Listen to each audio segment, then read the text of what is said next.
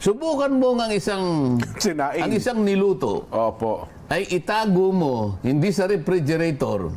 Ilagay mo lang dyan sa cabinet, pero hindi refrigerator. 20 araw, Ba? alis 2 mangyayari, kinain ng daga o napanis. Napanis. Napanis po. Paano mo idadali sa paano mo dadali sa Senado ngayon? Naglululundag pa nung pumunta eh. Yun na nga po. Forthwith. Isip-isipin mo. Ayan, nakita tuloy ng Korte Suprema. Unconstitutional eh. Isipin mo, yung 3, hindi nila isinalang. Nilagay sa cabinet, napanis, o pagkatapos gagawa ng pangalawa raw at diniretso sa Senado. O sabi ng Korte Suprema, that's in violation of the 1-year rule ban. Hindi po pwede yun. Dapat kung ikaw, dapat yung pang-apat, kasi ituring mong pangalawa ito eh. Yung pang-apat halos naging pangalawa lang dahil yung unang 3, isa lang yun, pinatay. Ngayon, kung gusto mong mag-file ka sa February 5 o February 6, 2026. Kasi ng pang isang taon. Isang taon eh. Hindi ang ginawa mo, pinatay mo yung unang 3, pagkatapos, nung pumitada yung Pebrero 2025, bigla mong tinransmit sa Senate. So, nahalata tuloy. Sen, babasahin ko na para makumpleta ko na yung detalye. Sige. At magkaroon tayo ng buong konteksto. Ang sabi pa ni Ting, bukod sa unanimous decision, ang inilabas na pagpapasyang ito, Ting said the first 3 complaints were deemed terminated or dismissed and no other impeachment complaint may be entertained before February 6, 2026. Nakita mo. The High Tribunal's ruling does not bar the refiling of the complaints after a year or in February 2026. Ting said that apart from 1-year ban, the Supreme Court en banc also found the impeachment complaint against VP Sara Duterte to be violative of her right to due process as enshrined in the Bill of Rights of the Constitution. At dahil po ito ay running story to Jen, may mga lumalabas pang mga detalye. Meron pala siyang keynote Sen na mga parte ng desisyon. Ito ang isa. Ting quoting a portion of the Supreme Court en banc's unanimous decision declaring the impeachment complaint versus VP Sara Duterte unconstitutional. Ito yung quote. Our fundamental law is clear. The end does not justify the means. Ito pa po yung isang quote. There is a right way to do the right things at the right time. This is what the rule of just law means. This is what the fairness or due process of law means even for impeachment. Tama naman yun eh. Alam mo kung saan kinuha yan kahit di pa natin nababasa yung kabuuan ng desisyon ng Korte Suprema. Nakalagay sa mismong tuntunin ng Rules of Procedure in Impeachment Proceedings sa House of Representatives, lahat ng impeachment complaints na ipapile, maging ito ay galing sa pribadong tao o kaya mismo na sa mga miyembro ng House of Representatives o kaya ito'y pinirmahan ng hindi bababa sa 1/3 ng lahat ng miyembro ng House of Representatives, kinakailangan i-refer mo sa Committee on Justice. Yun ang tuntunin. O isip-isipin mo, umabot lamang doon sa tinatawag nilang 10-session day. Hindi totoo yun, Jen, Nelson.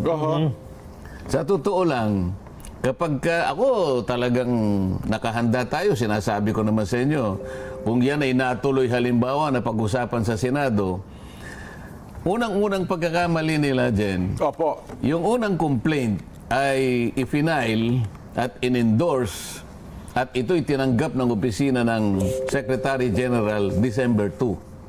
Tandaan nyo, ha? Okay, December 2. December 2, 2024. Ang December 2 ay araw ng Lunes. First session day. Pero sa numero ng session, ito ay session number 26. December 2. Ngayon, yung unang complaint na yon ay na-file nung isang grupo alas 4:30 ng hapon, December 2. Okay. Ngayon, ano ang hinahanap sa tuntunin sa House of Representatives? Kapag kayo na itinanggap mo, immediately i-refer mo sa Office of the Speaker. Ayun. Okay. Aha. So, palagay ko walang nangyaring pagre-repair. Kasi kung talagang immediately, wala naman sinasabi ng paraan pagka i-repair mo. Pwede mong i-text si Speaker. Pwede mo siyang tawagan. Pwede mo siyang puntahan na personal. Kasi ito bigla na lang dumating. December 2. Tapos 4:30, tinanggap ng opisina. Aha. Nelson, kung ikaw ang Secretary General, babasahin mo lang ba yan, tapos ilalagay mo sa opisina mo o tatawagan mo kaagad ang Speaker? Siyempre, dapat tawagan nila ng speaker. Opo, impeachment ito eh. Opo. Ito ay isang paraan para tanggalin mo ang pangalawang pinakamataas na opisyal ng ating bansa. Pagkatapos, nakita mong ganyan, hindi mo man lang tatawagan ng pansin ang speaker, yun ang referral. Ayun. Paalam mo kaagad sa kanya. Yun ang inihingi. Sabi niya, immediately. Bakit wala sa order of business? Sasabihin nila, hindi po namin kaagad nailagay dyan kasi po yung order of business po, ginagawa namin ng maaga. Umaga lang po. Umaga pa lang. Ayun. Ginagawa na namin yan kasi po magsisimula po yung session alas 13. Tinanggap ko po yan 4:30. Alas 4:30 ng hapon. Hindi mo rin mapapangatwiranan yun. Bakit ka mo? Kasi, pangkaraniwan na sa amin, pag may biglang dumating na ganyan na napaka-importanting bagay, at nirepair mo kaagad sa opisina ng speaker.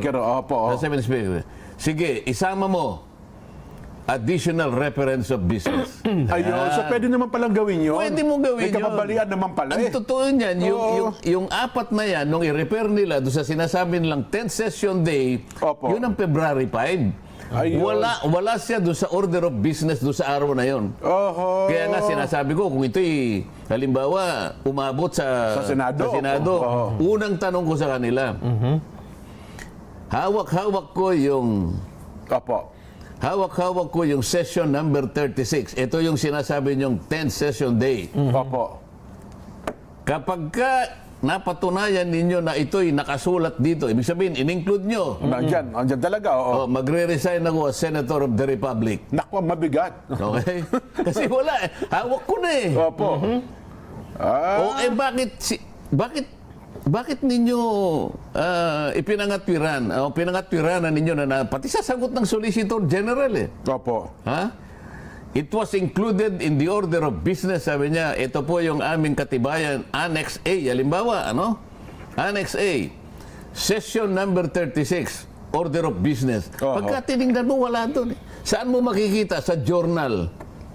Sa journal number 36. Doon makikita kasi additional reference of business. Ayun pala Isipin yun. Balikan natin mo yung December 2. What is so spectacular about December 2? Pagka tiningnan mo, dalawang panukalang batas lang ang binasa on first reading. Dalawa lang. Walang hindi masyadong busy yung araw na yun. Yung December 2, ha? Pangkaraniwan, Jen. Monday yun. Lalo na yung nag-uumpisa kami yung mga ganito. Halos 100 ang babasa. Kaya mahaba yung session eh. Yung December 2, balikan mo yun, reviewin mo. Dalawang panukalang batas lang ang binasa. Ilang minuto lang yun na babasahin mo. 3 resolutions, 2 panukalang batas. Pagkatapos lahat na communications, mga letters from different agencies, to the archives, to the archives, to the archives. Ibig ko sabihin, kapag tiningnan mo yung volume ng business na tatalakayin no December 2, 30 minutes tapos eh. Bakit hindi nyo isinama na additional reference of business yung impeachment na tinanggap nyo at 4:30 samantalang yun ay isang napaka-importanting bagay? Doon pa lang. Pagkatapos sumagot yung Solicitor General. Inamin ba naman niya yung 3 kanyang ganon at saka yung pang-4 ay isinama namin sa order of business na pag tinignan mo wala. Ang totoong ginawa nila, considering that the fourth impeachment complaint signed by more than 1/3 of the members of the House of Representatives has been transmitted to Congress, the 3 earlier impeachment complaints have become moot and academic, and they were sent to the archives.